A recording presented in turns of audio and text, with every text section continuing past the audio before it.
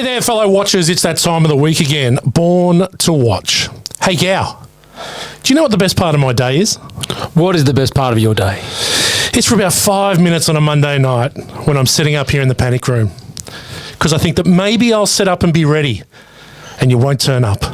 No goodbye, no see you later, no nothing. Don't take this the wrong way, but if you're still here doing Born to Watch in 5 years, I kill you. What, I owe it to you to not do Born to Watch? Goodwill Hunting. Too busy cacking at myself. Goodwill Hunting ended up being a smash hit, but realistically, it was the little engine that could. 2 rookie actor screenwriters and an indie darling director and a bona fide superstar created a movie that was a gut punch of emotion and managed to resonate with many generations. Now let's meet my fellow janitor geniuses in disguise. G-Man, how are you, mate? Good evening, everyone. Great. Looking forward to doing this one. This was in my top 10, so I'm looking forward to reviewing this movie. Well, this is the sole reason that we are doing this is because it was in your top 10. Yeah, I like it. Yeah. And look, I hear that we've been kicking ass and taking names. We have. We've started to grow. We're starting to get a bit of a community on social media. Nice. I hear we're trending in different parts of the world. We've made several international podcast charts. Norway. Oh, we're big in Norway. We're big with the Norwegians. Nice. And Ireland. Ireland. Yeah, big with Ireland. Well, yeah. And, it's all happening. We broke into the US charts for a little bit. But, look, we're trending. We broke in and broke out. Broke in, broke out. New Zealand. We're big in New Zealand. Oh. Thanks to Strangles and his 5 mates. Yeah, nice. Good work, Strangles. Love it. It's all happening. Dan, up there on the land, how are you? Welcome back. I think I've rooted in all of those countries. That must be why we're trending. Could possibly. Yeah. Starting to trend down as per what happened with you in those countries. Hey, I've been trying to absorb a bit of content in the last couple of weeks. So obviously, I'm a one-on, one-off with Damo, the legend at the moment. So it gives me a bit of time to actually try and watch a bit of content. So I finished The Bear Series 2. Have you guys watched The Bear yet? I haven't got to The Bear at all, but I hear it's very good. No, I've got that on ready to go, Morgs, after your recommendation. Yeah, and my fellow F-wits out there, just watch it. If you haven't watched Series 1, shame on you. But Series 2, I think, is better. And they change it up a lot. And, I was very, very, very impressed. Okay, I'm going to give that a whirl this week. What about the homework? What about the homework I gave you, Dan, with Undisputed and Dr. Sleep? Any luck with those? I actually, thank you. You gave me a prompt through the week, and I did. I started Undisputed, and I started Dr. Sleep. So I need a bit more time to come back to you with feedback. But the fact that I'm only made it into 13 minutes of Undisputed might start to telegraph what I think of that particular flick. Stop being such a fucking movie snob. And just go back in the time machine to the 90s and just love it for what it is. Well, no, I did. So I have, and I took it to heart because you did call me a snob through the week because I made some comments about something that our friend Sloan Nixon likes that I said was a bit prosaic. We don't have to go into it, but I actually tried. I thought, right, there's a movie on Netflix that I like, A History of Violence. Okay. Yes. Viggo Mortensen and Maria Bello. So I thought, I really like that. And I remember it as being a lot fucking better than it is because what an absolute whack job movie that is. That's Cronenberg, isn't it? That's Cronenberg. He's the brother of, it is Cronenberg. Yeah. He's the brother of Viggo's Joey / Tom Stall. He must have needed a new car or a new carport or something to agree to do that movie. But it hasn't aged well at all, let's just say. But you know what? This film has aged because Maria Bello, she does a full frontal nudity bit in it. Yeah, she does. And she has pubes. So you can tell that it is aged because who the fuck has pubes these days? Yeah, look, you're right. I don't. You did that shit tidy as, and it was actually a graphic novel, which I wasn't into because I'm not a nag. But apparently it was adapted from a graphic novel, but adapted very poorly. And anyway, that's what I've been watching lately. Okay. Hey, I'll tell you. I think I told you guys during the week, I watched Guy Ritchie's The Covenant. Yeah. on the plane back last week from Shanghai. That is a great movie. Have you seen it? Yeah, that's Jake Gyllenhaal. Yeah, Yeah, Jake Gyllenhaal. It's based on a true story. Okay, I have seen that pop up in my algorithm. Yeah, I'm going to give it a go because you said so. Get a hold of it. It's a really good movie. Really good flick. You'll like it. Okay. But let's get this on. Let's do this. I'm pumped. Let's let the healing begin. Let's talk about Good Will Hunting. Let's get into therapy. Overs and unders, boys. 26-year-old movie, but I'm going to set the overs and unders on this at 15. I don't think it is a pure rewatchable in the true essence of the word. We're going to start up on the land as he sculls his wine. Dan, over and under 15 for Good Will Hunting. I reckon on the knocker, right on the Tommy knocker. Yeah. 15 for this guy. Yeah, okay. And G-Man, what about you? I'd be the same. I'm knocking that on the head at 15. Yeah, look, I think I'd be around there as well, somewhere between that 15 and 20. Yeah, somewhere there. This was again another video shop darling. This was the kids that were like 16 and 17 and thought they were a bit smart. We're going to get into Good Will Hunting. Yeah, in Avalon there, they couldn't spell Good Will Hunting. But anyway, they watched a lot of it. Good on them. Thank you for the late fees. G-Man, why don't you tell us a little bit about Good Will Hunting? Okay. Some people can never believe in themselves until someone believes in them. Wow. Will Hunting is a headstrong, working-class genius who is failing the lessons of life. After one too many run-ins with the law, Will's last chance is a psychology professor who might be the only man who can reach him. Finally forced to deal with his past, Will discovers that the only one holding him back is himself. A touching tale of a wayward young man who struggles to find his identity, living in a world where he can solve any problem, except the one brewing deep within himself. He's a tortured individual. He is a very tortured individual. Not the happiest of childhoods for young 20-year-old Will. Definitely not. Doesn't quite know how to channel that. No. Anyway, critical thinking. This movie rates exceptionally well, as you would assume it would. IMDb has it 8.3 out of 10. Ooh. There's been 1 million reviews, and it is number 80. Yeah, and it is number 82 in the IMDb top 250. Wow. Wowzers. This is Dan movie. This is 8.3. That's Dan worthy. I would watch this. Yeah. On Rotten Tomatoes, it's certified fresh, 97% on the tomato meter. And a 94% audience score. Gee, that's high, isn't it? That's high. up there with the top ones we've done, right? Definitely right up there. Definitely right. Okay, got a couple reviews here for us. A good review from the eminent Roger Ebert of the Chicago Sun-Times. The outcome of the movie is fairly predictable. So is the whole story, really. It's the individual moments, not the payoff, that make it so effective. I like that. He's on the individual moments. I think it is the individual moments. It's the sum of its parts, this movie. Oh, you like that? The sum of us, yeah. Up your bum. That was an Affleck film not long after, wasn't it? No, that was Affleck. Was it in the no? The Sum of All Fears is the Affleck. That's what I said. Yeah, I know you did. You're all over it. Welcome back.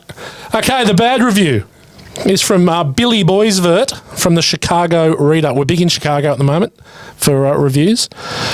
The problem becomes more glaring when The problem becomes more glaring when movies portray geniuses, characters who not only think constantly, but think thoughts that are incomprehensible to the rest of us.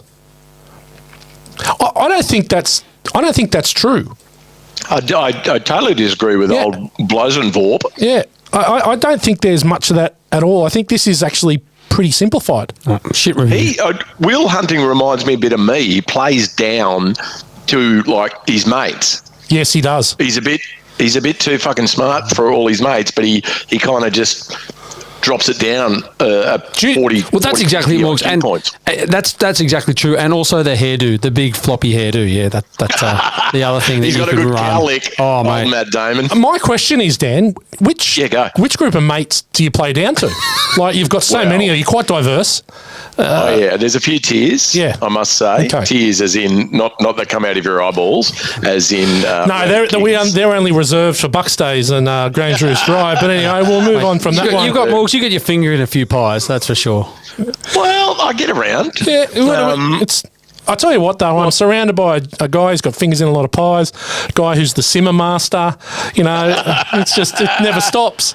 Anyway, Gal, ordinary people, take it away. Tell us about the cast. Right, here we go. Let's start with Matt Damon. Now, we talked about Matt not long ago in Ocean's 11, so we'll just bounce through here pretty quick. Yep. First role in Mystic Pizza alongside Julia Roberts, and then another role in Courage Under Fire in '96. Dropped 47 pounds for that role. Super skinny. Into the Rainmaker, and then obviously Good Will Hunting, of which he was nominated for Best Actor, but him and Ben Affleck obviously got the Best Writing Screenplay award. Well, do you know what's very interesting is that he was cast in the Rainmaker during the making of this movie. Yes. And it actually made Gus Van Sant think, because Francis Ford Coppola directed The Rainmaker, Gus Van Sant was like, we've got a leading man here. Yeah. Pretty cool. That's what brought him on, yeah. Is that a Grisham? It's a Grisham, yeah. It's pretty good. It's got Claire Danes in it. Ford Coppola directed it. He did, yeah. Yeah. Oh, wow. Yeah, it's pretty cool. He plays, it's got Mickey Rourke. He plays the ambulance chasing I remember the lawyer. film. Yeah. I just didn't remember that the big fella was the director. He did. Didn't direct many movies, old Frankie J. Holden. No. But look, this obviously put him and Ben Affleck on the map, and this opened up everything for them, this huge hit. He went into Saving Private Ryan the year after that, then Rounders, The Talented Mr. Ripley in '99, and then Ocean's 11 into the Oceans franchise. The Bourne franchises in 2002, The Departed 2005, Contagion in 2011, and The Martian, obviously was an Oscar nominee in 2015, and most recently Air, the Nike story, as Sonny Vaccaro. I really like Matt Damon. Yeah, he's a great actor. Yeah. Same. The Talented Mr. Ripley, I think I talked this before, I never liked that movie when I first saw it. I really didn't like it after amazing. the first watch. And then when I watched it again a while later, I was like, wow, blew me away. Do you know, Dan made me revisit The Talented Mr. Ripley after talking about it here on the podcast. So I watched this probably last year. Yeah. I watched The Talented Mr. Ripley last year just because Dan mentioned it a couple of times. I was like, fuck, I haven't seen it for a while. Yeah. Very good. Really, really good movie. Masterpiece. Philip Seymour Hoffman's awesome in it. Do you know the movie of his that I really like that gets no props at all? It's great family movies. We Built a Zoo. Yes. Right? I've seen it once. Really good. I watched it with the kids. Is it Emily Blunt? No, it's Scarlett Johansson. I beg your pardon, Scarlett Johansson. ScarJo's in it, and he's so good. It's based on a true story. It's so sad. I cried a lot in it, to be honest, sitting with the kids. Really cried a lot. In fact, do you want to hear a funny story about crying in movies? Yes. Okay, it's a funny story about crying in movies. So I managed to get my hands on a copy of Guardians of the Galaxy Volume 3. And it's the final Guardians movie.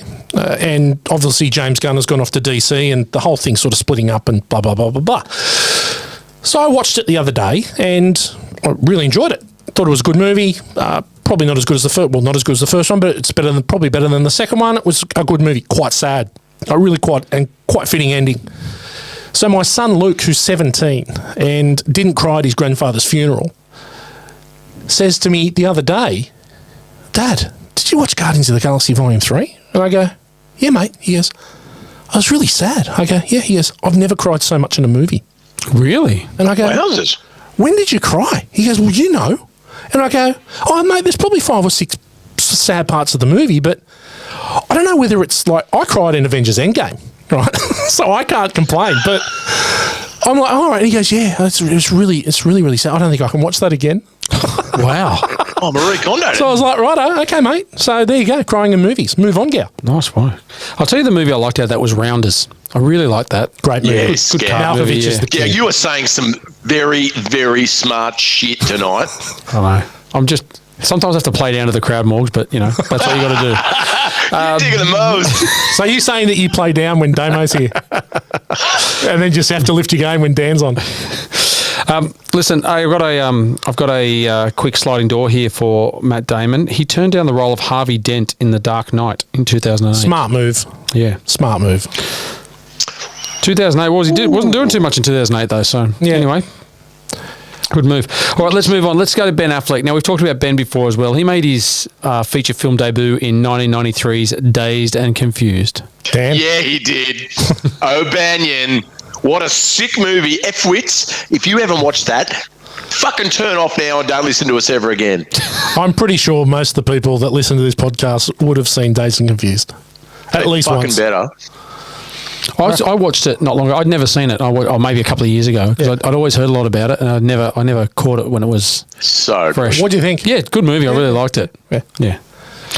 Look, after that, he did a lot. He was good mates with Kevin Smith, so he did a lot of independents like Mallrats, Chasing Amy, but that didn't do much. I enjoy their cameos, in those flicks.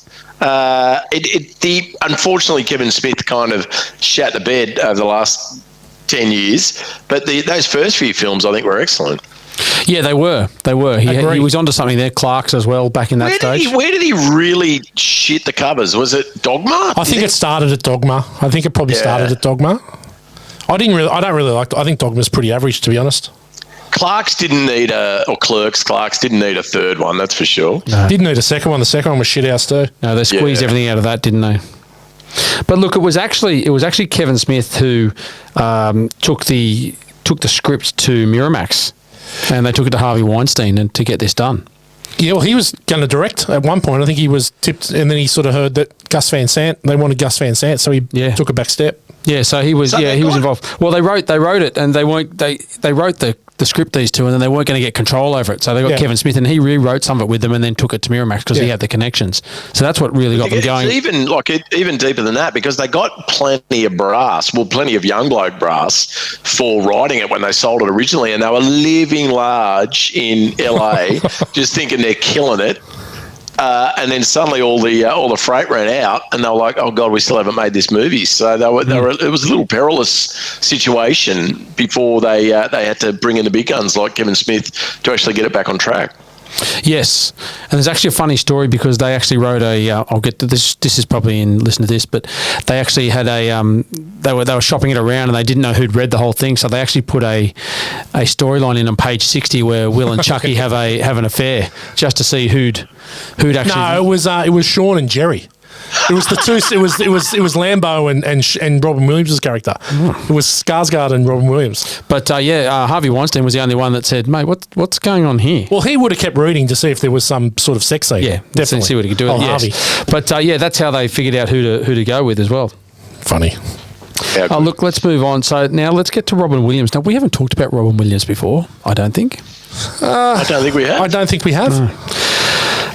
But wow, what a performance in this movie! So he studied political science and theatre at the College of Marin before going to the Juilliard to focus on theatre. Wow. Right, and then he actually went there with Christopher Reeve, and they were really good mates until Christopher Reeve unfortunately passed away in 2004. So, but it was around that time someone convinced him that he should be doing comedy. So he started doing some stand-up work in nightclubs, and that's where he was discovered for his role for Mork from Ork. Now, that wasn't originally the show. He was on Happy Days. So there was 2 episodes, I think, where he originally was on Happy Days as Mork from Ork. As Mork, that's right. I do remember that. And that's where he came. The show was called My Favourite Orkin, and that's led to Mork and Mindy, which started in '78. So Pam Dawber. Ooh. Oh yeah, Pam Dawber. God. Yeah. If you didn't have a crush on old Pam Dawber, you weren't a male. No, that's right. But yeah, then he made his feature debut after that as Popeye in 1980, directed by Robert Altman. Terrible movie. Yeah. Shelley Duvall stars in that. Yep, as well. But then 82, The World According to Garp, Moscow on the Hudson in 84. Have I told my World According to Garp story on the podcast yet? I can't remember hearing it. Okay, so we're digressing a little bit tonight, but I think it's worthy of it. When I was in year 4, I was in essentially. I've known my wife since I was 6. At kindergarten, and we were in every single class together in primary and infants, except for 1 year. I don't even know what year that was, but we were in 4P, Mrs. Price's class, in year 4. And I had seen The World According to Garp that weekend in year 4, and which would have been, I was like, what are you in year 4? 10, I guess? Yep. Yeah, well, so Bell's 10. Yeah, so 10. So anyway, there's the famous scene where his wife is having the affair with the young student and she's giving him some oral pleasure in the car as they drive and end up having a crash. She ends up essentially biting his wang off. She's in a neck brace with the thing around her mouth, blah, blah. So anyway, I'm in year 4 as a 10-year-old telling this story to my wife-to-be some 20 years later. And she's just like, oh my, and she's got no idea. Penis goes in the mouth? What's going on here? And oh my God, and this and that. And so she goes straight home and tells her parents, Matt White told me about this movie, The World According to Garp, and the woman's like sucking this man's penis and da-da-da-da. Still to this day, right? So 38 years later, my in-laws bring that story up on a regular basis about me watching The World According to Garth and telling Megan about it. That's awesome. Yeah. Still get a bit of residual. Still get a bit of it. So when I first turned up as a suitor Yep. in my car out the front of their place, they knew what was going on. Was that the Purple Sigma? It was probably Dad's Cressida at that The stage. before Cressida. that. Yeah, that's right. The white Cressida. The one that went to the Gold Coast. But anyway. Yes. Anyway. another Sorry. story. Anyway, digress. Move Okay, look, after that, he was in Good Morning Vietnam and got a Best Actor nominee. Great movie, great role for him Good there. movie. And then, obviously, straight after that, in Dead Poets Society in 89, another Best Actor nominee. And then The Fisher King in 91, another nominee. It's really funny that for a guy who is a out-and-out comedian, like he's a stand-up comedian, his best roles have all been in dramas. Oh, yeah. All been in dramas. He's an incredible dramatic actor. There was a line in The Fisher King he used to say to me. I can't remember what it was. There's a scene in the I can't remember. Yeah, we'll remember that. I'm sure it'll we come will. up. Anyway, after that, look, he obviously was in Hook. He voiced Aladdin, Mrs. Doubtfire, Jumanji. Hello. The Birdcage in 96, Good Will Hunting, where he won his Oscar as Best Supporting Actor. Thoroughly well deserved. He did another couple. There's 1 Hour Photo, AI Artificial Intelligence. I like 1 Hour Photo and Insomnia. I like. Yeah, a lot. he's very Insomnia. good. In Insomnia, not much happens for the whole movie. They just walk around in mist. But it's very good. Yeah, But he's very good in it, huh? Yeah. It's Christopher Nolan, isn't it? Insomnia? Is it Nolan? I might have to. Anyway, look we'll check on that. internet for that. Continue, Gow. Yes, but anyway, look, and after that, the Night at the Museum series, he was Teddy Roosevelt in there. A little bit of sliding doors. He was offered the role of the Riddler in Batman Forever in 95, which was the Jim Carrey role. Wow. Now, Jim Carrey's obviously really good at that, but I could see Robin Williams doing a real good job at that as well. Absolutely. 100% could do that. And of course, Dan, stop looking. I'm right. This Christopher Nolan did Of Insomnia. course, no, It's a you remake. are right. It's a remake of a French film, I believe. Les Insomniaires. There we go. But yeah, he was also... I didn't know you could speak French, Dan. Ah, oui. Un petit. Je t'aime. Je t'aime. He's a man of the world. He's worldly. He's worldly. Je m'appelle Dan on the land. Je m'appelle Shit Beanie. No, that's j'adore. Shit beanie. I do not. Shit beanie. I do not. Je t'aime your beanie. Yes. Continue. Your beanie is merde.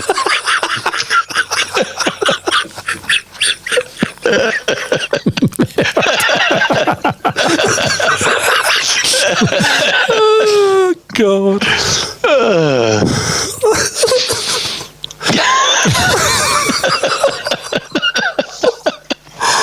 Oh, good eye. Sorry, Far Jimmy. out. Yeah, all right. Look, he was also considered for the role of Joe Miller in Philadelphia, which We Are the the Millers? Denzel Washington movie. No, not quite. No, he wasn't coming back from the grave for that one, Dan. No. But yeah, look, anyway, let's move on. So, Minnie Driver. So, her big breakout role was Circle of Friends in 95. Do you remember that one? Yeah, I do. With Chris O'Donnell. Yep, Chris O'Donnell, Colin Firth, and Aidan Gillen. Wide Berth. Yeah, I saw it once. Gillen had a moment, didn't he? He's had a few lately. He was in The Wire. He was in Game of Thrones. Yeah. He's been in quite a few things recently. Littlefinger. Littlefinger, yeah. Yeah. He's good. I like him. And then she was in Goldeneye. She played Irina in Goldeneye. Yeah, she plays Small role. Robbie Coltrane's girlfriend, who's Yes. the bad karaoke singer. Yes. You're so proud of me. Because after all, you're just a man. Shocking. Sounds good. There's a bit of an eye into the Born to Watch karaoke night. Yeah. Oh. All right, after that, into Sleepers with Robert De Niro, obviously Kevin Bacon and Brad Pitt.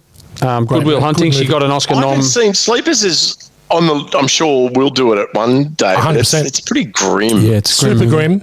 Super grim. Kevin Bacon is excellent in it. Yeah. Good story. Excellent in it. But yeah, grim movie. Oh, it's a really good story. Robert De Niro's good in it too. The whole cast is great. Yeah. But yeah, obviously got her Oscar nom for Good Will Hunting. Most recently has been in the TV series Speechless. And then in Cinderella in 2021, She Queen dead set, Beatrice. she fell off the edge of the world. She hasn't done a lot in the last few years. She must be a flat earther because she just fell off the edge of the world. Mate, no, she was gone. had a recurring role in Will and Grace for a while. There you go. John Cleese's daughter, yeah. So She reminds me a bit of Sophie Ellis Bextor. yes, She's got the sort of pronounced jaw. Hey, Sophie, why the square face? yeah. Yeah. Yes, I was thinking about that during the week, Morgs. Yeah. That's exactly what I Yeah. thought. Sophie Ellis Bextor reminds me a lot of her. really Murder. beautiful women. Just have quite a square head. Murder. It's murder on the dance floor. But you better not kill the groove. You better not steal the groove. DJ. Oh, God. All right, let's move on. Goddamn house right down. Stellan Skarsgård. Swedish actor, did a lot of Swedish theatre and TV in his earlier days. In Hollywood movies, he was in The Hunt for Red October in 1990. Yeah, he plays the captain that's hunting down Ramius. Yep. Ends up Captain Sean Connery. Tupolev, yep. Sean Connery blows him out of the water.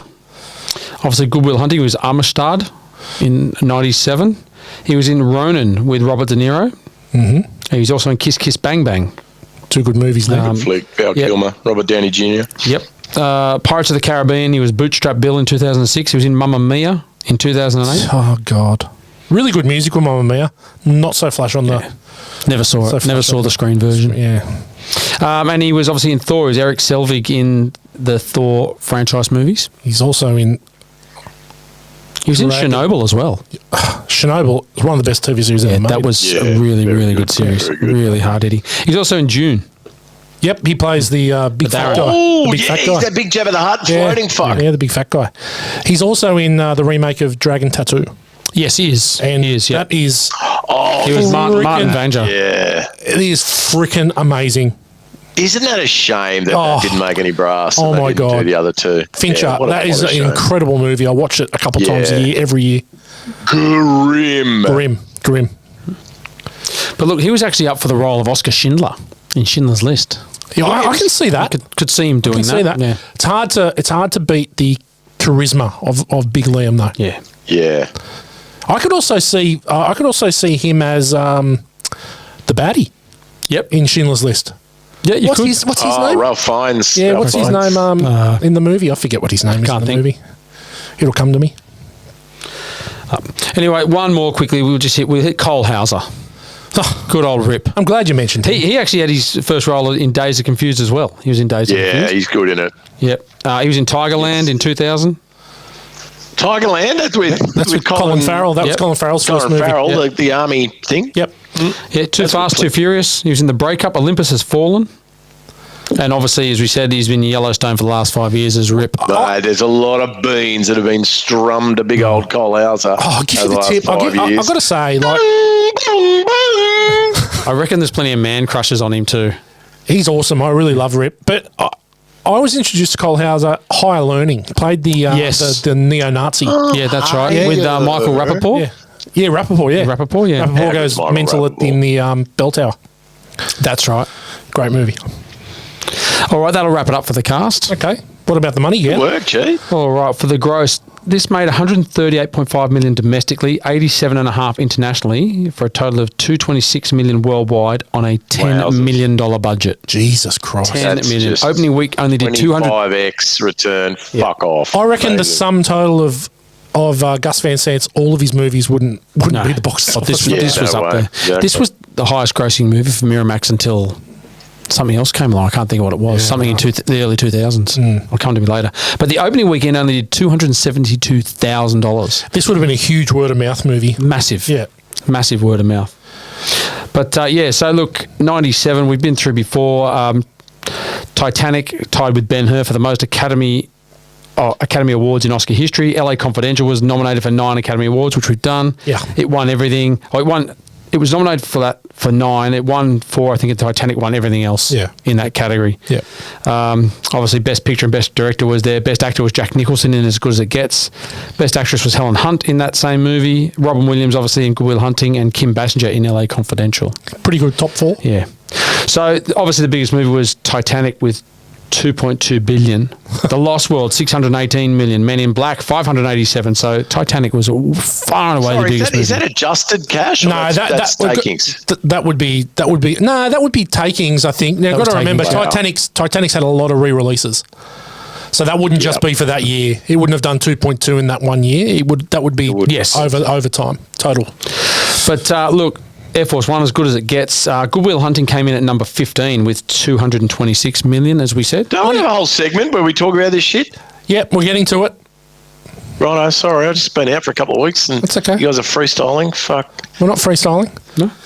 Yeah, look, 97 was a good year, so I reckon it's time to get to. Mate, 97 was a great year. Like Damon and Affleck, a couple of other young blokes from down under were about to take on the world. AG, man. Oh, that's right. That's right.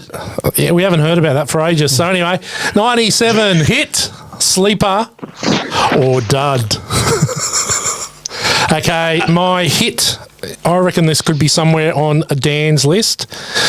We haven't done hit, sleeper, dud for 97 yet. 97, my hit, Boogie Nights. Mark Wahlberg, Burt Reynolds, Julianne Moore, Heather Graham, Philip Seymour Hoffman, William H. Macy, Paul Thomas Anderson directs. This is the tagline. It's quite funny. Back when sex was safe, pleasure was a business, and business was a boomin'. An idealistic porn producer aspires to elevate his craft to an art when he discovers a hot young talent. Now, this movie has not aged 1 minute. Fantastic. It is. Have we done this? No, we haven't. No. It will be done. I thought we had. No, it will be done. It's been mentioned a lot of times. It's been mentioned a lot. It'll be a 2023. I think we'll get to it this year. Yeah. It is just an incredible piece of cinema. I remember seeing this at the movies. All the buzz was for the dick shot, right? That's all the buzz. And the beauty of it is that it's the last shot of the movie. You don't get to see it until the last. So you go there for, you've heard this, and it's the 99.9 percentile of the movie that it pops up. It is so good. Mate, I went there for Mark Wahlberg's karate kicks. How good are they when he gets the award, does the karate kick? The thing is, though, is that it wasn't so much of a stretch to him to be such a shit actor. No. Like he plays that. He played that really well, didn't he? The softly spoken, sort of non-confident. The lead roles are great. So, like, you've got Burt Reynolds, Heather Graham, and Mark Wahlberg are great. But it's the secondary characters. It's John C. Reilly. It's Philip Seymour Hoffman. Yep. It's Don Cheadle. It's the secondary characters, William H. Macy, that just elevate it to, like, a level that is almost beyond reproach. Yeah. It's a cracker Great of a movie. Great movie. That was my number 2. I had it in there, and I thought you might bring that up, so I had that. But my one for that year was The Devil's Advocate. Oh, wow. Now we've mentioned this the last few weeks. We mentioned the last couple of weeks. Gal's got a real semi-fat for this movie. He does. I love it. Okay, I've got a feeling you might have had quite a bit of special time with some of the scenes in this movie, which is why it's so close to your heart. There's a lot of movies we could say about that. Connie Nielsen is particularly sexy in this. Very. Yeah. No, but look, just a really good movie. When I looked through the list of movies for the year, I thought, wow, I haven't seen it in a long time. Ed Rooney's in it. Yep. Ed Rooney gets taken down in the park, jogging through the park. Ed Rooney. Really good movie that sort of starts off, one way and then changes right through the middle. And it's not a storyline you sort of think is going to happen, but I really enjoyed it. It's a great movie. I haven't seen it for a long time. Awesome. That's my one. Dan, what do you got, mate, for hit? Yeah, I do. Did not pick Boogie Nights because in my brain we'd already done that one. So well done, brain. Let me down again. But I actually picked Con Air. Oh, good choice. Which is a film that I fucking love and I will revisit probably, maybe not yearly, but I have seen it many times. Overs, unders would be high. But yeah, just particularly brilliant. Just over the top. What a premise. Awesome. Yeah. What a premise. Yeah. You've got 11 of the worst criminals in the world on one plane. I know, how good. Yeah. Cyrus the Virus. The names are great. Malkovich again. Cameron Poe. Oh, mate. Some of the worst hair extensions in cinema. And probably, I don't know whether I did this. I didn't think I did Nick Cage as one of the worst accents ever, but put the bonnet. Oh, his southern accent is it's in pretty the on box. The scene with the kid and Steve Buscemi when they're singing, that is the creepiest part of the movie, and you just fear for that kid, right? He's pool. Yeah. Oh God, yeah. Got the whole world in his hands. Oh yeah, that's creepy. Good one. Gee, Steve Buscemi's good. Oh, he's awesome. He's awesome. He's awesome. He's brilliant. Good choice, Dan. Okay, 1997 sleeper, Starship Troopers. That's what I had. Yeah. Casper Van Dien, Dina Meyer, Denise Richards, Doogie Howser, Neil Patrick Harris. Dina Meyer and Denise Richards looking very good in this movie. You know what? I had a real thing for Dina Meyer. Yes. From Beverly Hills 90210 as well. Mate, I've got to say, unimpressed when she gets top off. Unimpressed. I was expecting a whole lot more. Tough marker. I'll tell you what, though. What about the showers? What's wrong, Dad? Can't say that. Yeah, I'm not touching that one. But yeah, the showers would have been confronting, and I would have had a fat the whole time. How do you not? How do you not? Seriously. Have we gone so far in the future? Showers. Yeah. Piss off. Nah, sorry. I'm in the corner. How am I supposed to wash my wang properly with all these women around? You get Starship Dick. Geez, over there Space thinking he's dick. off to play baseball, just getting it out like the big bat.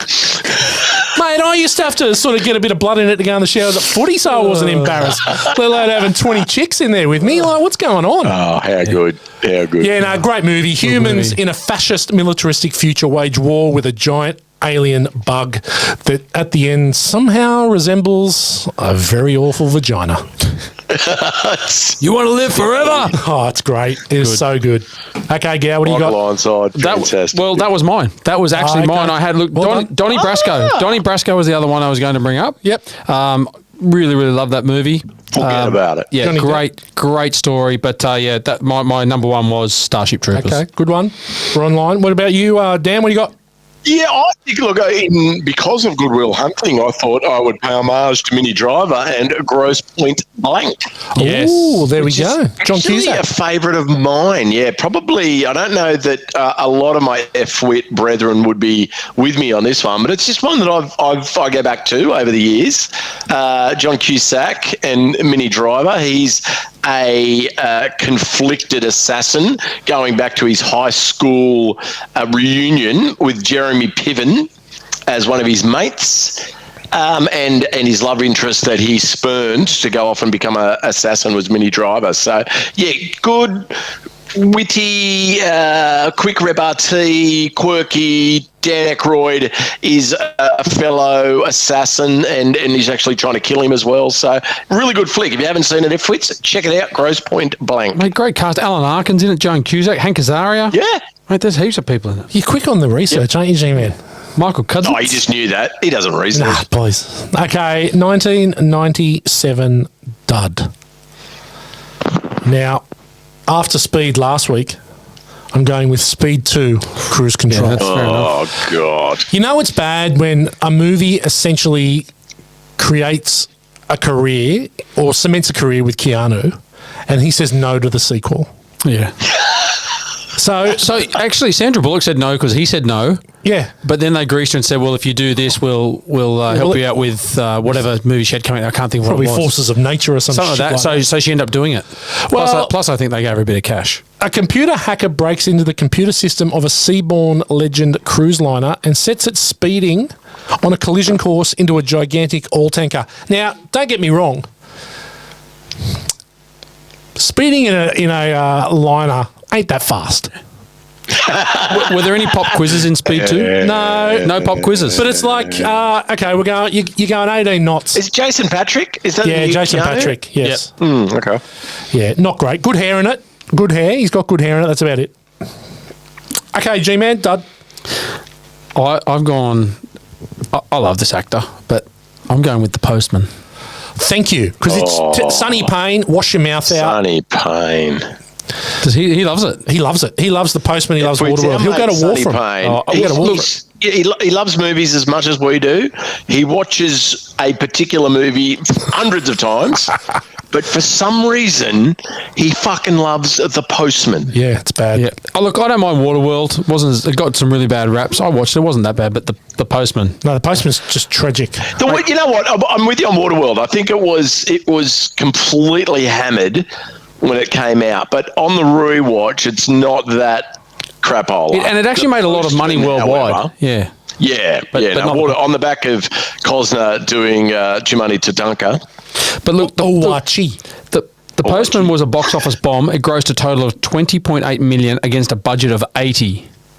Right. It was nominated for 3 Saturn Awards, but won 5 Golden Raspberry Award nominations, including Worst Picture. Yeah, it's bad. It's a bad film. Excellent. It's a bad film. Okay, Dan, what you got? Dud. Yeah, I got a dud you probably haven't thought about for a while, but Bruce Willis bit featuring a young Jack Black as well in a bit of a bit part, and where he loses a bit of his arm. Oh, a lot of it. He loses a lot. It's called The Jackal. Yes. And obviously about Carlos the Jackal, the international assassin, covert assassin, but with a blonde-headed Bruce Willis, much like a Dan Morgan in 98. Wow. With shit-shaved blonde hair, where the G-Man didn't talk to me for 6 weeks. I'm still not ready to talk about it. Not only that, didn't your girlfriend change teams because of that haircut? Oh, it was... When she tried out the other team, like didn't change, came back, but I was the catalyst to try. The catalyst. Yeah. I think I've got some. I think I've got some photos of Morgs. The photos are bad. Yeah, They need to be. I think I've found some with Morgs with his blonde hair. We need to get some old Morgs photos. Look, I was finding myself with the G, travelling the world. Decided that a shaved blonde hair would be for me, but I still had that massive schnooter hanging out the front of my face, so it didn't help a lot. But anyway, The Jackal. Yes. What a shit fucking movie. Yeah, it's not great. It's got Richard Gere with one of the worst Irish accents in the history. It's terrible. Is it Jack Black that he makes run when he's got the 50 cal and just knocks the arm off? Blows him to pieces. It's great. He's dialing in his sight on the massive caliber weapon. Okay, well done, gentlemen. Let's move into question time. Interesting one here. What's the go in America, especially in the movies, with everyone having like really shitty cars? Yeah, terrible cars. Like in so many movies, is it a trope where everyone just has shitty cars? These guys are from South Boston. They're either driving Mercs or Hummers, or they're driving shit boxes. Yeah, but these guys are from South Boston. The American car industry for years, like they were quite patriotic about propping up their own car industry, and they just made fugly cars. Yeah. That's all it was. They all look like the cop cars from the Blues Hill Street Blues. Yeah. But Oh, don't get me started. I won't stop.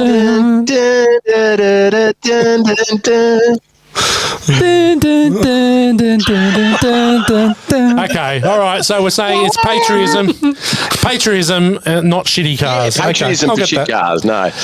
Okay, is this Robin Williams' greatest performance? I'll give you a few. Gow's gone through them. Dead Poets, Good Morning Vietnam, Mrs. Doubtfire, Jumanji, or Mork and Mindy.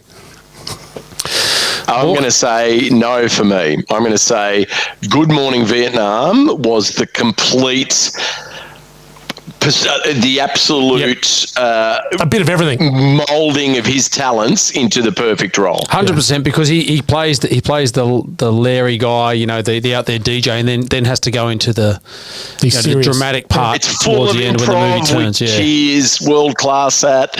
And yet there's still enough dramatic chops in there that he can flex. No, that was number one for me. Yeah, I agree with that. I had an interesting relationship with Good Morning Vietnam. I wasn't a huge fan, probably up until about 10 years ago when I revisited it, and I was like, fuck, this actually is really, really good. Yeah, good flick. Yeah. You know when he auditioned for Mork and Mindy, like when he auditioned for Mork, they got him on there and they were like, well, he walked into the director's room, sat down, and then just sat on his head, did a headstand, and the guy goes, "You're my guy." You act like a Martian. You act like an alien. Yeah. Okay, then. I read recently that they had to have multilingual people on staff because he kept trying to swear in many languages to try and get it into the episode. Yeah. How good is he? What a fucking boss. Yeah, absolutely. Okay, so then next question. Is this the best that Damon and Affleck have ever been? So is this script the best thing that pair has done? Together? No, individually. Just Gee, look, you go through some of the you movies. got some, They've had you got some good options movies. for us? No, I haven't. For me, I think. What about The Town? Well, I think. You don't think The Town for Ben Yeah, but Affleck? I think Affleck's character in The Town is on the nose, but I like the film. Yes. So no, I would argue that this is a better character. I think possibly the Bourne movies might surpass Good Will Hunting in terms of. Yeah, they were groundbreaking. But I guess, in a the bit. script's pretty fucking special. Mate, Ben Affleck did Jiggly. Don't ever bring that up. Don't ever bring that up on this Mate, the podcast accountant. again. What about that feces? That's not great either. Oh, The Accountant. Jesus. Yeah. Yeah, Benny got No, a bit he's high done on his some own shit supply. Mate, to be fair, this is a cracker of a script and two good performances. I mean, Matt Damon is unbelievable in this role. Unbelievable for a young guy. I think it's possible to peak super young. I peaked at 12. So I get that. Before we met you. Could possibly have been this. Yeah, exactly. That's why I can tell you all the stories of how good I was because you weren't there. Absolutely. Okay. All right. So we're going to go with a possible yes. Minnie Driver. She's okay in this movie. She got a nomination Did she for get it. a fucking nomination? She's okay in this movie, but I struggled to see. She had a moment. She was a bit of a big deal. Definitely. Oh, They Minnie. did. They tried to give her a shove. That's They for did. sure. They did. I don't see it. I didn't mind it. I thought it was good. I thought the scene with Matt Damon when they go to the toy store or the. Yep. I thought that was quite good. I thought the scene where he tells her he doesn't love it, like her acting that was really good. I mean, that whole scene is so powerful. Yeah, I but liked he- it. Gee, that's where I lose it for me. Like I thought she was fine as we first meet her, and I thought I enjoyed how she was playing it, which was kind of like really straight. Like it was familiar. It wasn't. It didn't feel like she was affecting any particular accent or anything stupid. It just felt like her. Yes. But where she lost me was in that scene that you're talking about. I think she's a awful crier, and I just didn't believe that chemistry in the slightest. Okay, fair enough. Yeah, I think she's not a good crier. I think she's a bad crier. And in that scene, Gal, where Will Hunting says that he doesn't love her, that's all him. Like, he is brutal. He's brutal, that's for He's sure. dialed into that. That is one of the toughest scenes in the movie for sure. Yeah. Gee, that particular scene? You would have dropped that bomb on a few tens back in the 90s. Like, is that how it usually goes down? It's a Do bit they brutal. cry and you just fuck off? Mate, you're the bloke talking about every country you've been around pounding in. Hey? Hey, while I'm sleeping in the rain. hang on, while I'm sleeping in the rain on a Greek. But hang on, Gal. The girl actually, a lot of girls would profess their love to you. They never did that to Dan. And they stayed heterosexual with you. Okay, well done. The good, the bad, and the ugly. We'll start with you, Dan. What do you got for good? I've got 3 points and I'll make them very quick. But one thing in this movie, I almost told you this afternoon when we had a quick riff off air, but I picked up that when Will Hunting calls her and then hangs up the phone and she thinks it's a prank caller and she said, "Is that you, Professor Lambo?" Yes. Yeah. I never picked up on that it was Stellan Skarsgård character that she thought it might be. I'm not sure if did she she say said Lambo? Lambo. She does say Professor something. I'm not sure who it is. I think it's Lambo. I'll go back and check that. Yeah. All right. Yeah, you might have to get stats to check that for next week. But anyway, I really love that. I think Robin Williams' performance is my favourite on this particular revisit. That was what I was struck by. I think everyone else did well, but I couldn't imagine this film without him. And I was very pleasantly surprised by Stellan Skarsgård, who I thought was also excellent. Excellent. He's excellent. He plays that So cold. bit of a dick role so Big well. dick. Yeah. Big dick. Still Is this about the medal? Oh, go and get it. You can have it. I know. What a fuckwit. I got to say, Morgs, I agree that but Robin Williams, the dialogue and the rapport he has with Stellan Skarsgård, the one he has with Matt Damon as well, like they just bounce us so like it's so believable. Yeah. Like that. Exactly it. You don't look like you're looking at Robin Williams, the comic. Like he just owns that character, and it's so impressive. Yeah, and just the two of them when they're just bickering at each other, and you can just taste that they've got that long rivalry, right? That little bit of underlying, hatred Absolutely. or dislike. Yeah. It's not really Totally. hatred. Okay, G-Man, what do you got? Well, I agree. Robin Williams is unreal in this, and as I said, all all those, interactions. Matt Damon's awesome in this. But what I really liked was Chucky's white trackie with the green trim in the first scene. It was awesome. And I love how they wear like the full trackie. I love the full trackie. They get around. They get around trackie. South Boston in the full trackies. Love it. Absolutely. Outfits were superb, G. Good call. I loved at the end when Sean's wearing his Boston Red Sox jacket. Right, There's a blue one like Morgs used to have, the satin one. Remember Morgs had the satin one? Yes. Satin nylon, yep. Yeah, it was polyester Morgs.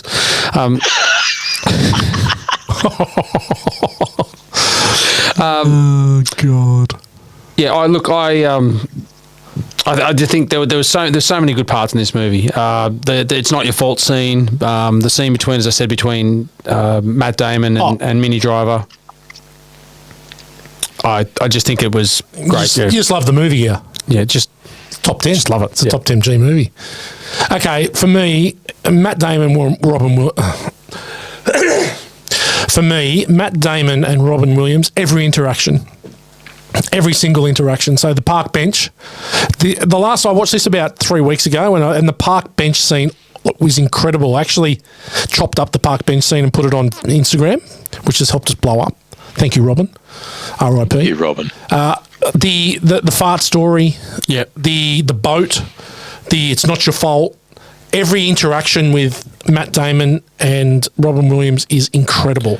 Incredible. the first scene in his office, the second scene in his office, obviously by the lake. Yeah. Unbelievable. And also the great story about the home run from Carlton Fisk in Game 6. And he goes, no, of course I wasn't there. I was having a drink with my wife, to be. And that is just, and then at the end he goes, well, I didn't know Smudge was going to hit a home run. Yeah, it was awesome. But it's just so good. I love it. Your move, Chief. Yeah. I've got to go see about a girl.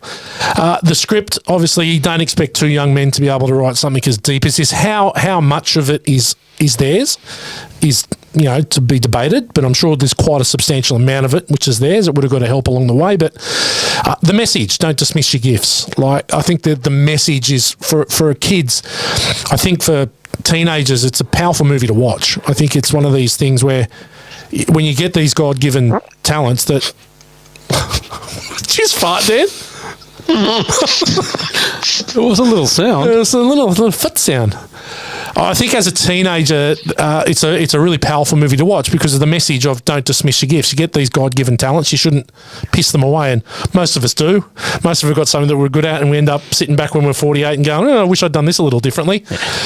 Mates, Most of us do that. Some of us just have to play down, though. I mean, that's just the way it goes. that's it. For some people. That's exactly right. Yeah, and what do you do when you've got so many fucking gifts? Yeah, it's been hard, Dan. It's been really difficult.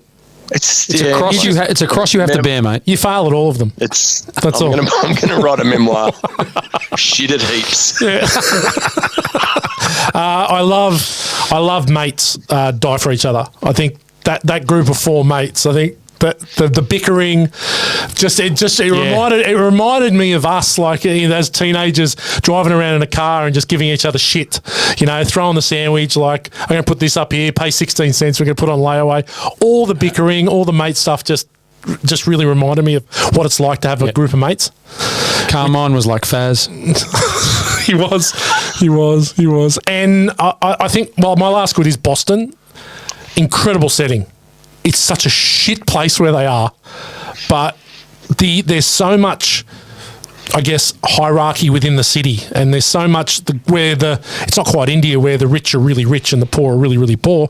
But I tell you what, it's not too different. Like, it's the wrong side of the tracks. Definitely. So I think that's really good. What about bad, Dan? What do you got? So you brought this up as a good, but I would say au contraire, as our previous repartee in French before. But the "it's not your fault" scene, I know that they had to get to that point and they had to have the breakthrough, but I don't like that scene, and I don't think it's done very well, and I don't think Damon handles it very well, and I think it's I think they swung and missed with that particular scene. I'll tell you what, you talk about bad cries. Matt Damon gives it a bad cry into the shoulder. Oh, awful. It's hard. And look, I get it. As a screenwriter myself, I understand that scene was the turning point where they had to, all of the rapport that they'd established had to come together. But I think it was just a shittily written scene. I think one of the things for me was that they packed a lot in there because Sean and Lambo are fighting, about him right before he walks in, and then they have that whole dramatic scene straight after it. So they packed a lot of that heavy stuff into 3 or 4 minutes or 5 minutes of movie time there in a row. I think it's very difficult, Dan, for you to judge good and bad cries, being one of the great criers yourself. And I think that... One of the best. I think that you can see through it when it's not real. Like you feel it's palpable. I've seen it. I've witnessed it. When someone cries for real, it's palpable and you can feel that. And you're an absolute judge on that. So I can understand why you'd find fault at that scene for sure. Strong crier. Yeah, very strong.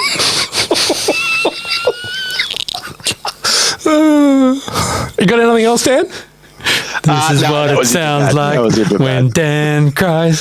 I don't go very often, but when I do, I come with a thunder. You certainly do. Gal, what do you got for bad? I had to stretch to find a couple of things. One was when they go to the races, Skylar's watching the races with her binoculars backwards. Yeah. And once you see it, you can't unsee it because she's got the big bits on her eyes and the little bit going. And I was like, what? Like, once you see it, like, how did someone get that through post-production? Is it? Do you think it's a bit though? Is it meant to be that, or no? She's looking at the. She's looking at the dogs. Oh, maybe no. I think it's a serious scene there. Look, the other one was. I thought about this was, they got him a car for his 21st birthday. His mates chipped in and got him that car. Yep. But then Chucky still goes to pick him up. Why would he still go to pick him up when he had his own car? Excellent pickup, G-Money. That's why you do what you fucking do. That's awesome. Yeah, that's retarded, isn't it? Yeah, that's the routine. But maybe yeah. Look, you can say that it's a routine, or he just picks him up. Obviously, two people wouldn't drive; they're going to the same spot. But anyway, that just occurred to me. And why did he notice his new car wasn't parked out the front? Yeah, true that. But he does look. Not home. But he does look. Yeah, I think he does. As he's walking past, he does look into the empty spot. Great call, G. They did have that. They did have that as part of his scene. I want to, the one day. Yeah. The monologue that Whitey went through at the start. So I understand why they've got to throw that in. Oh, is that where that was from? I thought I made that up. Yeah, okay. Okay, my bad. I've got Will and Skylar relationship. I find it to be a tad weak. I find that, one, how does she fall in love with him, for one? Will Hunting's a bit of a cock. I know he's a brilliant mind. I know he's super smart, but he's actually a bit of a cock. She knows, though. I think she knows that there's a lot of stuff going on with him. Yeah, because she knows that he's super smart, and she even says that to him when they're having coffee. She's like, "Why is this so easy to you?" And like, there's a lot of smart people here. She's the female equivalent of Nick Thompson. Just mend the broken wings. I'm going to mend the broken wings. That's the Nick Thompson play. But well done, Nick. But so I found that just to be a bit weak. Again, as bad. I've got Boston. It was good, but it's a shithole. Absolute shithole. Then, just watching it this last time. So, Will does the first equation on the board, and it's the Saturday, and it's the wanky bloody wine lunch that they're having. It's the Catalina wine mixer. Yeah, the reunion, yeah. And the girl and the two blokes comes and says, Professor Lambo. Oh, yeah. And he goes... this is a Saturday, unless you want to get a drink with me later. I know. Fucking creepy. Awesome. How many professors root the students in America, like in uni and in college? Man, it's a trope in American movies. Oh my God. So maybe this harks back to Lambo ringing. Maybe it is. Ringing Skylar. So, please check it. And creep. if it's drop a call on the MySpace, because I think it is. Creep to creep. Yep. Okay, that was it for me for bad. Anyone got anything for ugly? I do. Do you get? I do too. Okay. Let's start with you, Dan. Okay. Did you guys recognise any of the equations on that board as mathematics? No, not at all. We, dear fellow F-wits, went to a school by the name of Cromer High School, and I think it has a lot to answer for. Because of that, it was math. I've never seen it before in my life. That's advanced mathematics, Daniel. Advanced. Wow. That was super advanced. What about it? Yeah. What about just drawing dots? I can do that. I can draw some lines with some dots. And when they do that, when they're in the scene and they do where they cross out the fuck remainders off. together and give each other a high five, like, yeah. Oh, what about poor old Tom? Just the scorned housewife. I mean, Hope you appreciate what he does for you. Oh, God, Tom. Tom, get us a coffee, Tom. Fuck off, Tom. yeah, Tom sucks. And when he gets the card, the parole card, he just gives it to Tom. Yeah. Tom's just the bitch. Yeah. He's like the house elf. He's Dobby. Yeah, when he rubs in that scene you're talking about, Morgs, when he puts his arm around that's Matt's back that's and rubs his right. head, and Tom is just ropeable. Yeah, right. Skarsgård's awesome. Like, he's so creepy. It's brilliant. Okay, Gow, what do you got? I've got now, Morgs. You'll like this. You'll appreciate this being ugly. They have a song called "Big Strong Man" in this movie. Oh, and it is played in the first scene when they go to the first pub. And it's on in the background. You can hardly hear it. They needed to turn that up. Do you need me to sing it? One of the great songs of all time. Whitey actually, yes. Whitey took this song in after our travels. One of the great songs. Semi-professional rugby in Canada. Gow and I came back singing songs and excellent drink and piss. And this was one of the songs, and Whitey took it to his bosom, which was excellent. Big chest. Why did you say the big chest? Big chest. Big chest.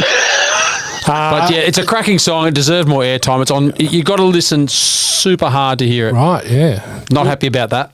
It'd be a big song in Boston, that song. Yeah, well, it's Irish. It's an Irish song. Yeah. It's done by the Wolf Tones. Okay, you done? Yeah. Okay, I've got as ugly educational snobbery. I fucking hate it. I hate people that think they're smarter than people and they should just rub it in people's faces. It's Lambo. It's the cockhead in the bar. I hate educational snobbery. Clark. He's awesome. Yeah. Right? It shits me to tears. We can't go past it without saying Miramax and Weinstein. Ugly.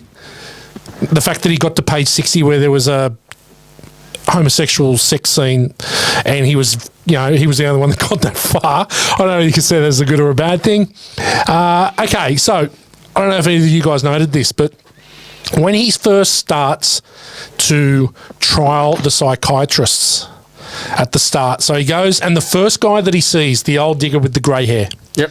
he's got a book that he's reading. Will's reading his book on his bed. Yeah. It's called Help Yourself. And he's turning the pages and there's no writing on the pages. Oh, of the really? book. The pages are really? blank. Wow. And I was like, why wouldn't you just have a book with a dust cover would you on take it? the sleeve off the Yeah. book and Just have a dust cover. These little mate. things, like it's like the binoculars. You're like, how did someone not notice that? Like they would have done this scene a few times. You would have gone, I had to rewind to check it and I was like, no, there's nothing on those pages. Fair enough. Other than that, that's it for me for ugly. It's tough. That's a tough one to get. But Okay, Morgs's quickfire. Take it away, mate. Yes, F-wits. Really quick one tonight. The first one's Lookalike, where we look at any characters in the film and think, do they remind us of anyone? Now, this one, shout out to my fella Noosa North Shore Call member, Anthony Bernard Meehan, the meat feet, the meat shirt himself. He is a dead fucking ringer for Robin Williams, and I honestly think he could tour and do Robin Williams bits at the moment, and silly Americans would think he has been reincarnated. If Ant's growing the beard, then yeah, looks a lot like him in this movie for sure. Mate. So the other thing that was really concerning about this film was that Ant looks exactly like Robin Williams, but Robin Williams is only 46 during the filming of this movie, and that is in our rear view fucking mirror. Oh my God, can you believe that? Yeah. Ouch. Good one. There's no other lookalike. No other lookalikes I could see. No, can't be next beaten. one, That's Not a Knife. Michael J. Crocodile Dundee in Crocodile Dundee for a scene that's passed over into popular culture. I'm going to say plenty. Yeah, apples. Apples. It's got to be How about apples. them Jill, apples? how about That is 100% in daily lexicon. How about them apples? I think for sure, yeah, that would be the number one. Awesome. Yep, that's it. Can't go past it. Philip Stuckey in Pretty Woman. Jason Alexander's character for the biggest fuckwit in the film. Boys, who'd you choose? I originally have Lambo, but it's Clark. Yeah, Clark's the big Harvard for sure. ponytail dick. I've got. Yeah. It's got to be him. I don't think you can beat it. You can't beat him. You cannot beat him. He's the ultimate dick. What a And he douche. parodies himself in one of the Kevin Smith films. Does he? Yeah. that come afterwards. But yeah, totally agree. I think that epitomises what you were talking about before, that educated Educational, class that looks down on the rest of us. Oh, actually, I play in both camps, but anyway, we'll move on. That's your girlfriend. The cast of Caddyshack, for an actor or entire cast who aren't quite sure what film they're in, I didn't get anyone that was really tonally off in this one. Did you guys pick up on anyone? No, I just think Tom, that was a gonna bit of an say Tom. odd character. Like, he wasn't really required. Like, he didn't really do anything to the movie. Oh, you know what? On this rewatch, I'm like, it sort of just shows the power that Lambo has. Yeah. So I thought Tom might have been in a gay gimp porn, playing like he's. No, he was just He's just Tom was his old absolute protege. delight. It was just Yeah. odd. And then he's got him on staff. Yeah. And then he's found the new toy. Yeah. Anyway, not a lot. Good call.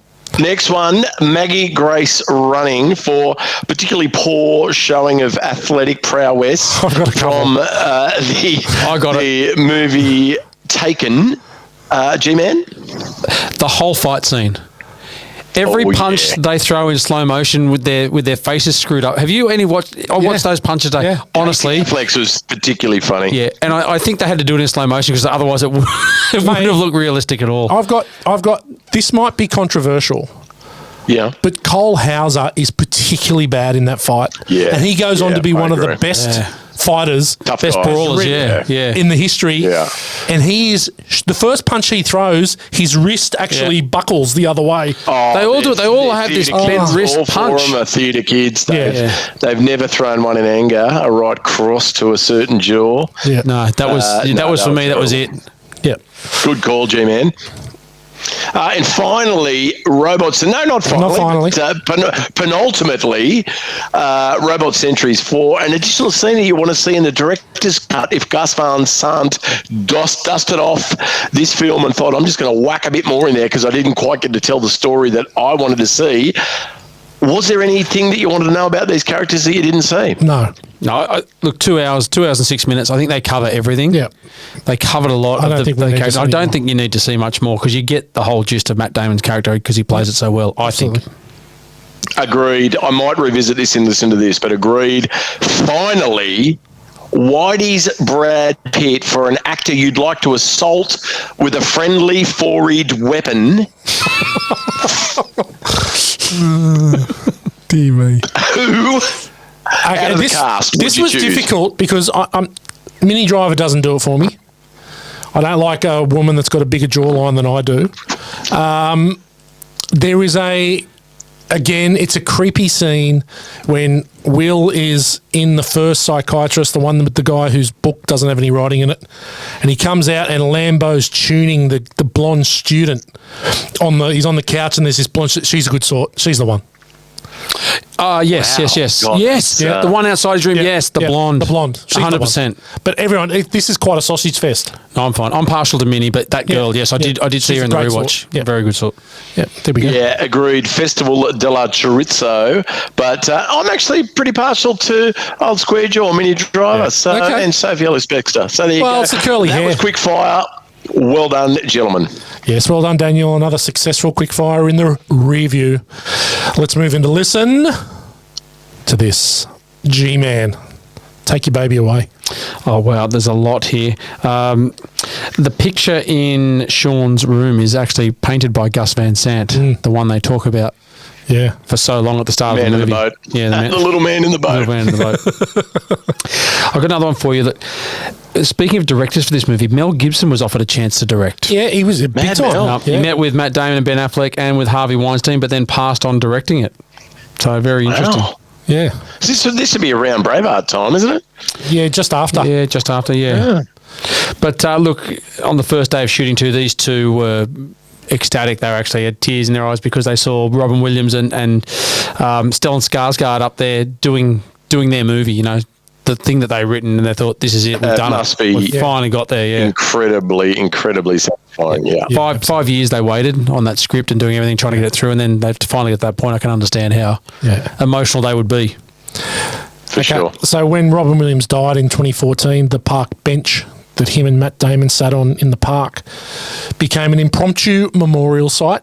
Heaps of people flocked to it, left flowers, quotes, tributes to him. There, yeah. And they're actually talking that petition's been passed to get a statue made just near the bench there in his honour. I can imagine. So, I mean, there's probably not a lot of huge movies like that come out of Boston as the background. Yeah. Like that, so it would have, it'd be something that would be close to the city's heart, I would think. Yeah. The Departed. Yeah. Departed. What about Casey Affleck ad-libbed most of his lines? Yeah. To the point where Affleck, Damon and Gus Van Sant went that his lines are way better than what's in the script. So they just left. What about He is so good in this movie, Casey Affleck. I when they're agree. at Chucky's house and he comes downstairs and they're like, what are you, like, Oh, my God. stop pulling yourself up there, and he comes down, he's all tired, he's like, here you go. With the He's a mitts. scene stealer. Yeah, he's gold. so good. He is so good. So when Matt Damon was in his 5th year at Harvard, he started writing a play, which eventually became this.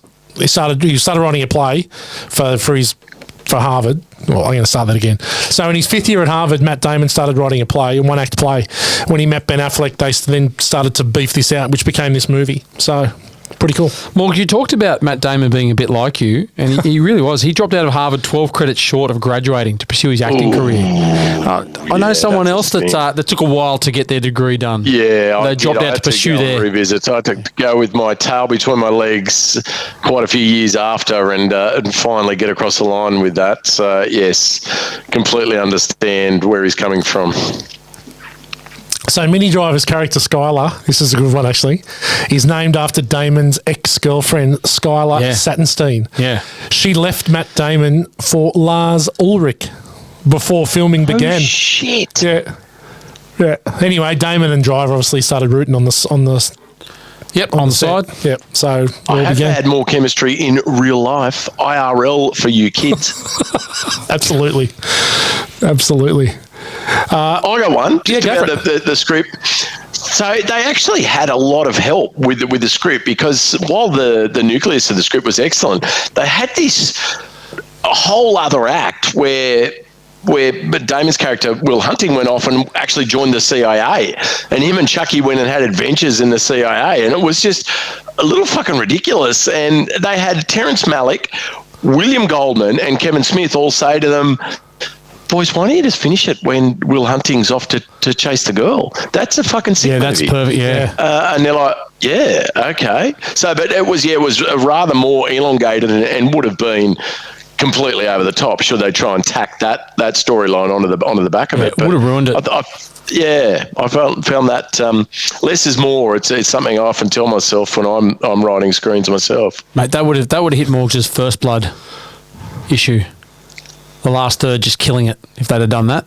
Oh, no, not even the last third. Just that, in my defence, it was only just that over-the-top thing that where Sly flexes his muscles and does that whole monologue bit, which I don't think is necessary. I think the audience is smart enough to know that John Rambo went through some shit in fucking Vietnam. He doesn't need to tell us. It's funny you say that because going back to our social media, that video that I put up of that speech is the catalyst for the growth of our Instagram channel. God. That speech. And I thought it was the three of us. Can I love Nothing is myself over. and Nothing. loathe myself? You just don't in turn it such off. Equal parts. Okay, so while a guest on the Late Show with David Letterman, Robin Williams had a bit of a joke saying that it's amazing winning an Academy Award. For the first week, it's, hey, Good Will Hunting, how you going? And then 2 weeks later, it's, hey, Mork, how are you?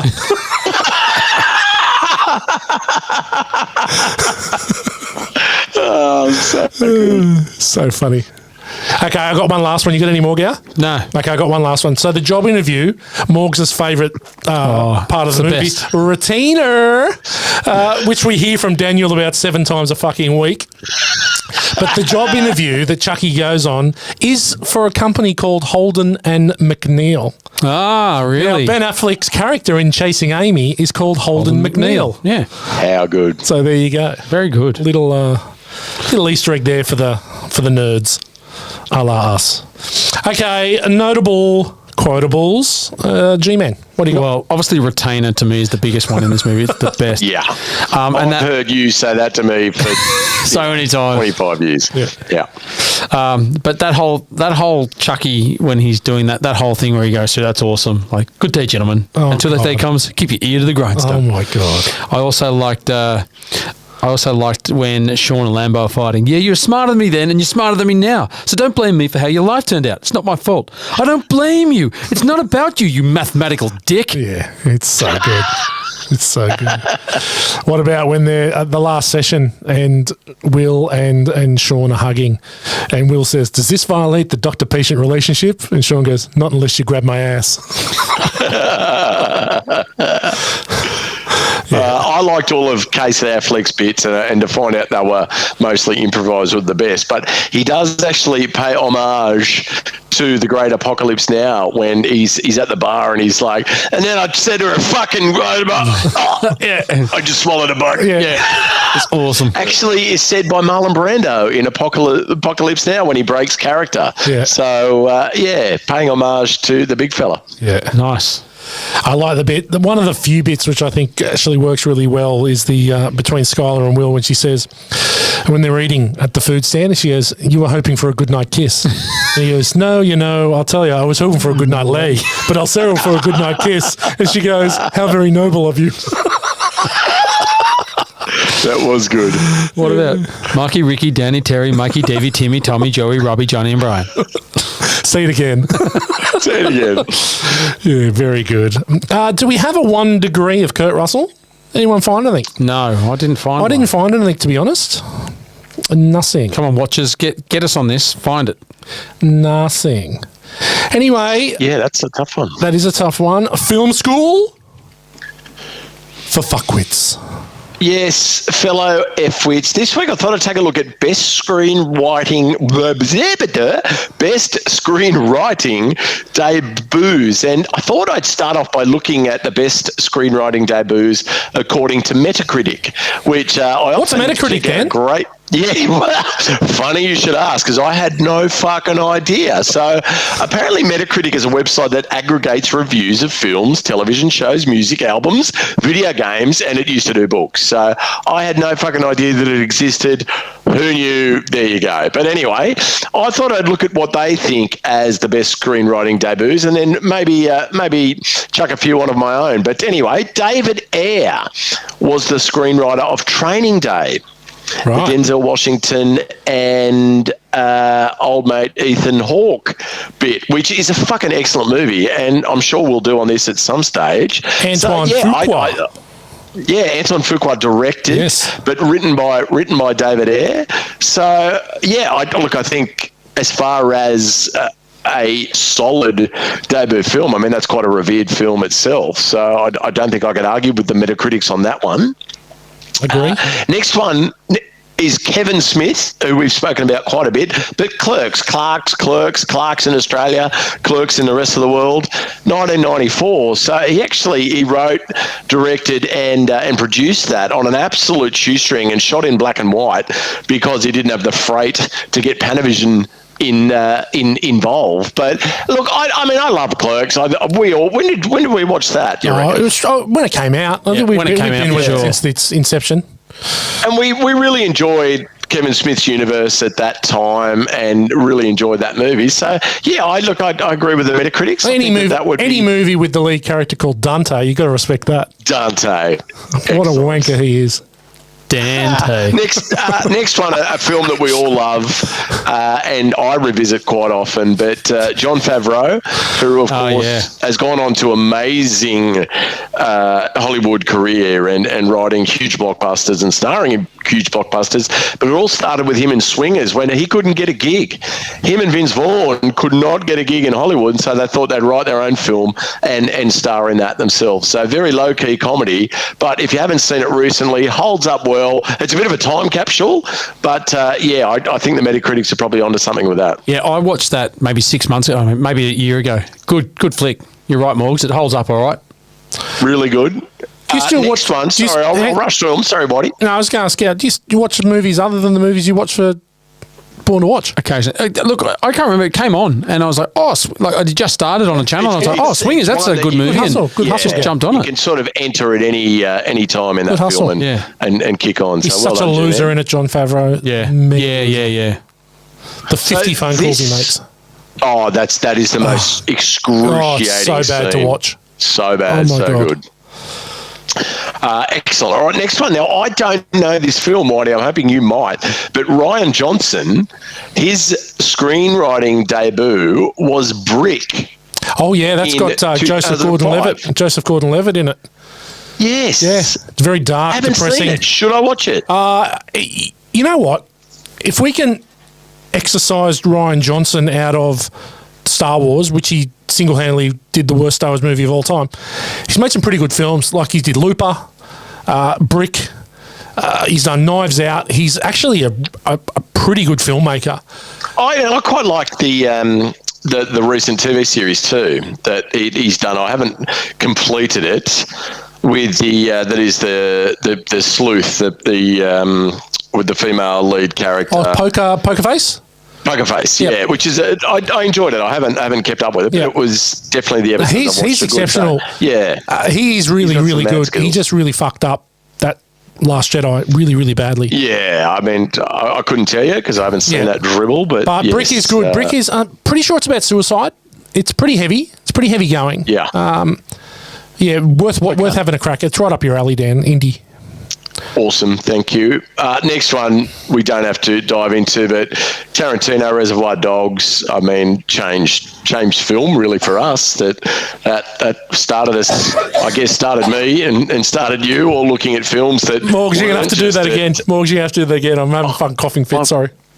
Oh, okay. No. I couldn't mute it. Actually, just start with Quentin Tarantino. Start with Reservoir Dogs. Go. Gotcha. The next one, obviously, huge for us, Quentin Tarantino, Reservoir Dogs. We don't have to go into this one too much, just to say that it took us on a different path. That we were all blockbuster kids. We were seeing all our movies at Warringah Mall, at the Twin, and then the Quad, and then the God knows how many cinemas are there now. But this started us on a journey that suggested Hollywood wasn't all about what was coming out over the blockbusters, and you could dig a little deeper and find some absolutely incredible films. So agree with that with the Metacritics. Definitely. I tell you what, the Michael Madsen dancing scenes, they're the greatest. We talked about this last week in was it last film week? school as well. We did, but it's an amazing film. We'll do this film obviously on this at some stage. Definitely. But just it opened up my eyes to just this world of cinema that we've since gone on a journey with for the last 35 years. The only question with the Tarantino films, and I'll pose it now to the three of us, is do we do the Tarantino films in order of release, or do we just pick and choose a Tarantino film and just maybe start? Well, we can choose everything else. Yeah, so I'm thinking, but we did talk. Remember a long time ago we spoke about Rocky, and we said, well, we should do the Rockies in the order, which is why we sort of haven't done a Rocky yet. And I'd really like to do a Rocky, but I think with Quentin maybe we just dive in somewhere. Yep, I'm happy to do that. Yeah, because they're all good. Cool. They're all good. All right, sticking with debut screenwriters, so Cameron Crowe.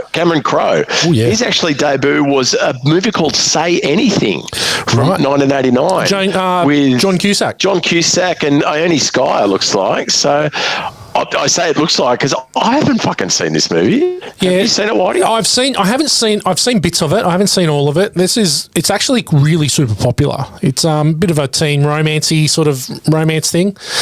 Apparently gets pretty good raps. Cameron Crowe's good. Okay. All right. No, I love Cameron Crowe. I love his films, but didn't know about that one. Look, the last two from the Metacritics, though, one I don't know and one I do know well. So first one, Ari Aster, who wrote Hereditary from 2018. Yeah. What have you seen that one? It's a horror. Yeah, I've seen it. It's got Toni Collette in it. That's correct. It is. I don't know anything about it. It's very, very good. It is so fucking creepy. It is. Wow. Yeah, it's. I'm not going to say much about what it is, but it's more. I know you boys aren't big into horror. Yeah, I don't like horror comics. Me and Corey Haim fucking think they're a bit shit. But it's well worth a watch. It's something a little different. It sort of takes there's one shocking scene in it where, mate, it blew me away. blew me away. Okay. It's well worth a watch. Well, there you go. You heard it, F-Wits. Go watch Hereditary. A recent film too, 2018. Yeah, So great movie. And well done, the screenwriter Aria Asta. But look, the last one that the Metacritics have, and this is just their top 10, so it was Richard Kelly and Donnie Darko from 2001. Now, this had a bit of a moment. Obviously, we were a bit older. I know that high school kids particularly really enjoyed this, but we were somewhat far removed from high school when this came out.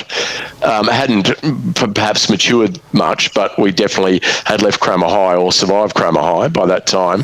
What do you guys think of Donnie Darko? Look, to be honest, I've only seen it a few times, and I still don't understand what's going on. I too am not quite sure what's happening, but I think that's part of the appeal. G-Man? Never watched it. Excellent, G. Yeah. I couldn't tell you what's going on. It's time travel. That's all I know. And there's some code. Yeah, there's some code. It's trippy. I might try and give it another watch and report back. I wouldn't But mind. that was. I've heard about it a few times. I've Metacritic. never jumped into it, so maybe I should give it a watch. I think you should give it a watch. I reckon your sisters would be into. Your younger sister would be into that, G-Man. Maybe when we get our Patreon going, we can do Donnie Darko for the Patreon. Is that when we get a retainer? Yeah, we get people to pay to listen to us. Pay That'd be us nice. to All right, pay us to let's get talk. onto that Patreons. Yeah. All right. Anyway, that was Metacritic, but I'm gonna say I reckon they've missed quite a few, but here's 5 that I reckon they missed. The first one, we talked about him a few weeks back, but Alex Garland, who wrote 28 Days Later. Yep. Great movie. What an impressive screenwriting debut that was. He's obviously a novelist and has written some great novels and some great flicks since. But, I think that struck me as a very innovative, directed by Danny Boyle, incredible first up screenwriting bit. Another movie we've talked about a lot, Diablo Cody and Juno. Great movie. Good movie. Bit of a favourite of me and Whitey's. Gow, are you into that? Yeah, I've watched it. Before. It's a good movie. Did you hear the news, like in the last few weeks, about that apparently Elliot Page, or Ellen as she was known back then, and Olivia Thirlby were getting it on quite a bit on the set. Yep. Ooh, Yeah. I had not heard that. Yeah, that came out a little while ago. Olivia Thirlby's bisexual, and they were like, there was quite a bit of dabbling going on. When I read it's it, a bit of a sad story. The Elliot Page, I think his name is now. Yep. Very definitely found it difficult to work within the confines of the box that Hollywood tried to put him into. Really interesting. Yep. Keep going. Another favourite of mine, I think Whitey might dig it, I bet Gow doesn't. Michael Arndt, who wrote Little Miss Sunshine. Great movie. Great movie. Wouldn't have a clue. Well, the late great. I love you too, man. No, I haven't watched it. The late great Alan Arkin. I have heard Tony lot. Collette, Greg Kinnear. I've heard a lot about it. I never watched it. I think I started watching the start of it and I never got into it, and I never took it back. It's pretty funny. Good movie. Excellent. All right, very quickly, I'll finish with 3. Aaron Sorkin. Yep. A Few Good Men was his first movie script, and what an amazing flick. We'll definitely do it on this at one I'm glad you brought that up, Morgs, because that was one I was going to bring up for sure. Yeah, it had to be, and that's why I'm wondering what these Metacritic smoke, because it wasn't in their list. But next one, obviously, Sly Stallone, Rocky. Oh, please. A story. I mean, to bring that to the screen, he had to fight the studios to actually play the part himself and get it made, and then it wins the Oscar in a very, very strong movie year. Metacritic's don't know what the fuck you were thinking there, but finally, obviously, Good Will Hunting, which actually put Matt Damon in rare company. So only 4 people have ever been nominated for acting and writing in the Oscars in the same year. So Damon's one of them. The other 3. Charlie Chaplin for The Great Dictator, Orson Welles for Citizen Kane, Wow. and Sly Stallone for Rocky. There you go. That's crazy, isn't it? There you go. That's Film School for F-Wits this week, and special thanks to Metacritic, I Know What You Are Now, and to Screen Rant. Thank you. Good work, Dante. Oh, well done, Dan. Just bringing the heat. And now we're going to move into Stan Bush kick-ass credit song, and we've got Gow on the mic. All right. Look, I changed this up a little bit this week because, I'm very creative and I can't be kept in a box. Well, you're the songbird of a generation. I am the songbird of a generation. I made a song and I did it to one of the most revered and universally loved rappers of our world. Oh, coolio. Will Smith. Oh, speaking of oddities, Yeah. So this just came to me very quickly, so I bumped this out today. So Okay. it's a bit off track. I'm looking so forward to it. Here we go. It's called Wicked Smart. Love it already. Well, this is a story all about how Will Hunting's life got turned upside down. If you'd be quiet for a minute and not get mouthy, I'll tell you a little story about the boy from Southie. In South of Boston, he was born and raised. With Chucky, Billy, and Morgan, he spent most of his days chilling at MIT and solving some riddles, and on the b-ball court giving Carmine a pizzle. Our boy Willie had a shit childhood. Lambo sent him to Sean to make him come good. He destroyed old Sean with his wife and his art. Didn't take very long because our boy's wicked smart. Oh, They sent him for a job, thought it's a no-brainer. Instead, Chucky posted up, tried to get his retainer. And Willie was busy giving Skylar the flick, while Sean kept fighting with the mathematical dick. They thought his life was on track, give the new job a whirl, but the house was empty. He'd gone to see about a girl. Sean's great lesson was to follow his heart, so that's what he did, because our boy's wicked smart. nice, G-Man. oh, G-Man. Oh, we haven't. That's the first rap. Yeah. First rap. Wow. Well played. Very white. Very white. It was very white. It was a very white rap. It was a whap. Excellent day. It was a whap. Okay, star of the show. We'll start with you up on the land, Dan. Who you got? Yeah, I'm going to give it to Robin Williams. Rest in peace. When I look into his eyes, I see our great friend Anthony Bernard Meehan, but I also realise what a talent he was. And a brilliant dramatic actor, extremely good comic, and the story about him trying to swear on camera when it's gone out with NBC every Friday night when Bork and Mindy just made me piss my pants. So, well done, Robin Williams. Love you, bud.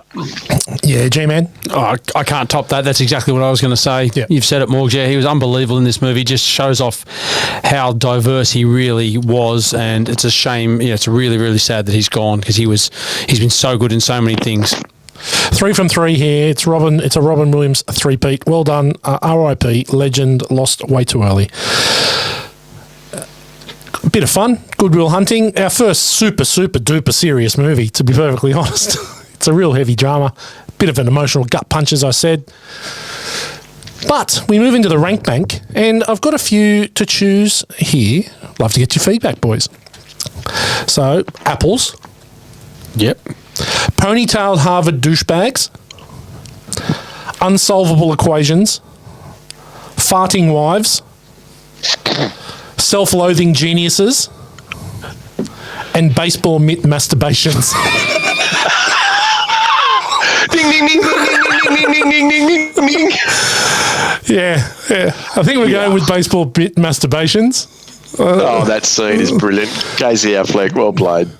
Okay, we're going to start with Gow here because it's it's his call. How many baseball mitt masturbations are you going to give Good Will Hunting, Gow? 5. 5. Straight up 5. Wow. This movie's a 5. No doubt it's a 5. It is unreal. The fact that they did this so young, the two of them, is just crazy that they could write this script, get it done, and pull in people like Robin Williams and Stellan Skarsgård to do this. And the I know we pulled it apart a little bit, but the acting in this movie is so good. The rapport between all of them is just crazy. There's such a good movie. It is a heavy movie, but it is something you can always put on because it's such a good tale. It's such a good story, and it's not a story you hear a lot. It's not the kind of thing you normally get pumped out. So that's why it appeals to me. I think it's great. It's 5 for me. Well done, G-Man. I love that. Dan, what do you got? Yeah, look, I'm nowhere near the G on this. It's going to fuck up his rankings. That'll fuck his average. But I really enjoyed this. I'll probably watch it again. I like the fact that it started off the film career of two guys that have been absolutely instrumental in our movie watching over the last 30 years. As I said, love Robin Williams and Stellan Skarsgård in this, but I'm not near a 5 and I'm kind of near a 4. I'm going to go 3.75. Okay. Still 7.5, mate. It's a good score. Yeah, I enjoyed it. Yeah. Really liked it. Yeah. Look, this is 4 baseball mitt masturbations for me. 8 out of 10. Great movie. I enjoyed it. I probably, again, it's the watching for reviewing bit that probably gets me a bit nitpicky on it. the whole Skylar Will thing probably is the bit that kills it for me. They could have gone either more into that or less into that. I think the movie could have been better because of just with a bit of a change of tack there. But for baseball myth masturbations for me now, G-Man is still a pretty damn good score. Have you got it? Yeah, I've done it. Just let me find it in here because it.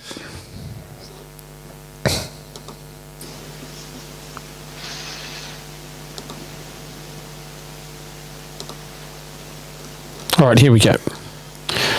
This doesn't sit all on my screen, so I've got to keep flicking over.